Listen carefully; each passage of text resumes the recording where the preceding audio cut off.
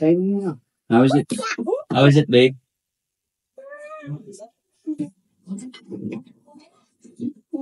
Try again.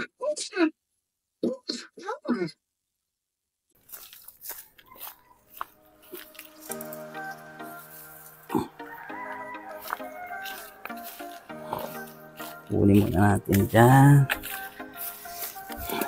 Ayan.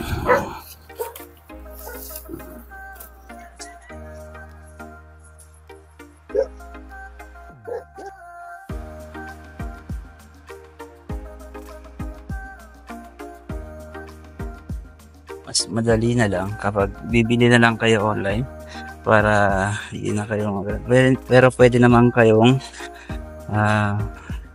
bumili mismo sa grocery, pero medyo mahirap maghanap na ito mga spices. So ang binili ko yung isang set na sa online. Yan, gusto kong binili ko is dito biryani pack, baka naman. Yan, bigyan natin siya ng water.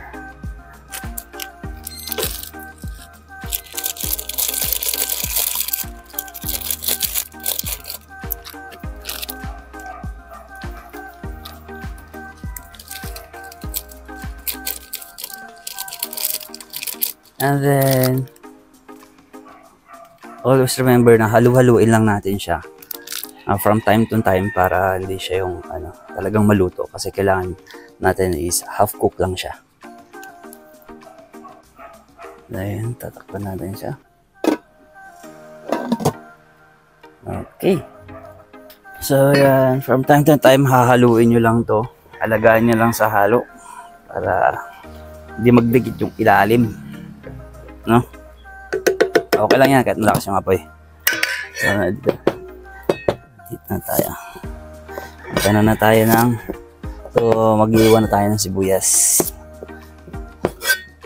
Paborito rin to. So, mabilis lang din naman to. Yan.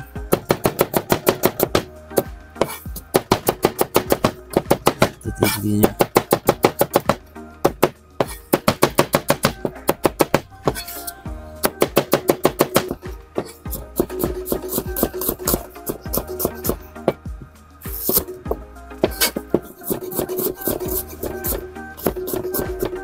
Texture niya wala kanina, iba na siya.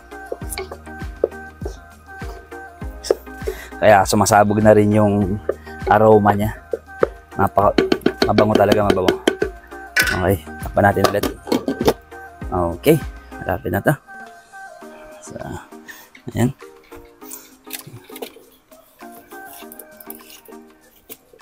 Yan, makikita niyo. At least mainit na siya.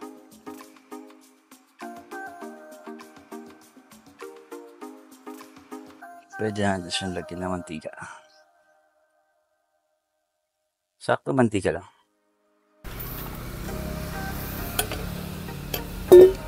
So, ayan. Lagyan natin yung mantika.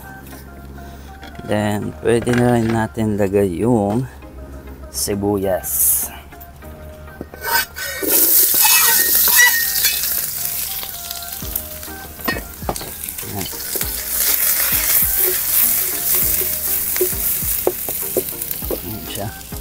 Lutuin nyo lang siya hanggang sa mag golden brown, then after that set aside nyo na siya.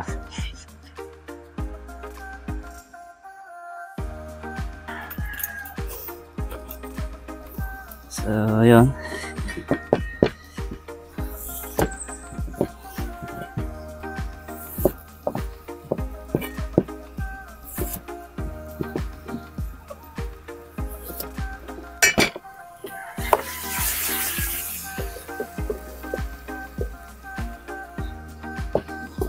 yung paglalagay ng carrots, no, Optional lang naman to.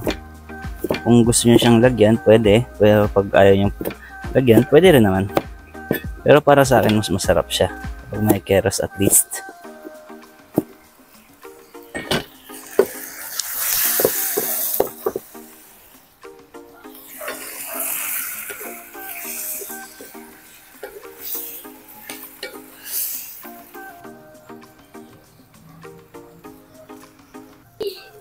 So, yan.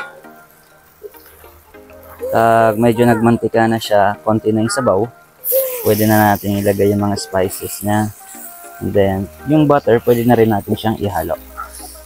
So, hayaan lang na lang natin siyang nakabukas. For the meantime. Yan. So, okay na yan. So, either naman kung ano yung mamauna. So, pwede nasa sa inyo yan.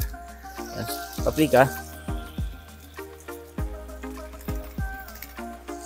Yan natin ito. Mga spices na. Igalaw na lang siya. Para hindi dumikit sa ilalim. Kasi ang gamit natin ay kahoy. Pero gentle lang yung paghalo nyo. Dapat. So, another paprika. Set of paprika.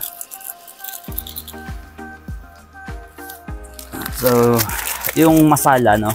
Yung masala, ilalagay na rin natin yung masala. Yan.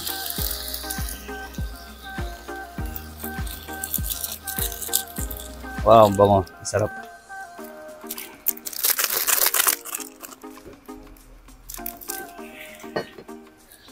Masala.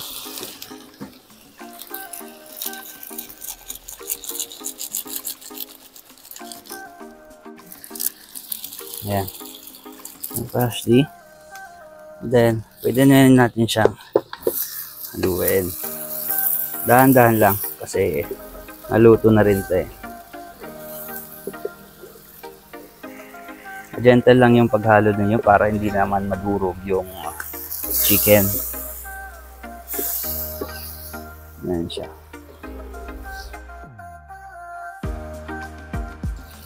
Again, paghalo nyo siya, sisimulan nyo sa ilalim. Yan. Pwede nyo nang ilagay yung carrots.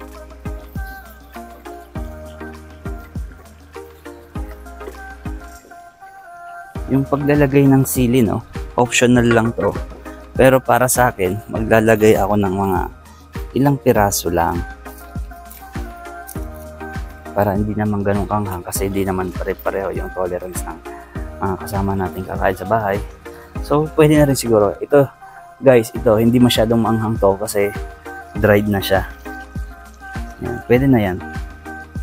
Lagyan siya ulit ng water.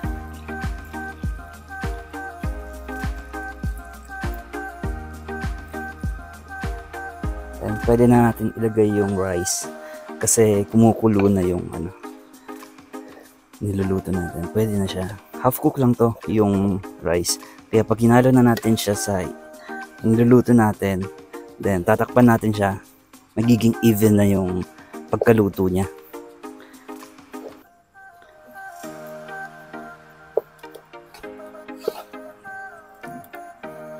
Okay. Lalagyan natin siya. Dahan-dahan lang, no? Spread nyo lang siya ng even. And so, again, pantay lang. Yan ang pagkakalagay niya. Buhos nyo muna sa gitna. And then, tsaka nyo siya ilagay sa gilid.